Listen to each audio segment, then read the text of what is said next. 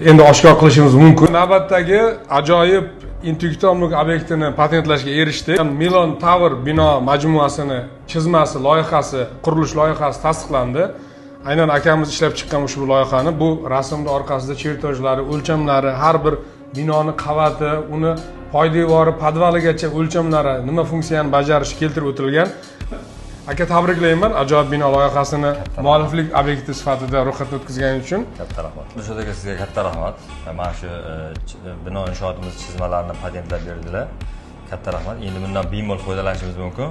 O'ylaymanki, O'zbekistonda qurish jarayonlari tez orada amalga oshadi. Bu borada investorlarni ham jalb qilganmiz. Xudo xolasa, nasib mana shunday binolarda Dilshod aka, siz bilan bir piyola choy ustida bino tepasida choy ichib nasib qiladi. Albatta, aynan bu kinolarda ko'rardik, lekin bu ajoyib loyiha. Bizlar ham tez kunlarda amalga oshishini tilab qolamiz.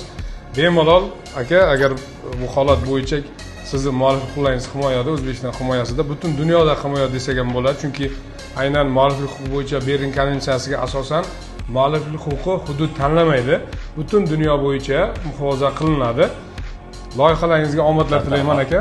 Shu o'rinda sizlarga ham tavsiya qilaman, Dilshod akamlar firmalariga murojaat qilsalaringiz, tez muddatda patentlab berishni ta'minlashdi. Katta rahmat aytaman yana bir Dilshod aka. Salomat bo'ling aka, ishlaringiz omad tilayman.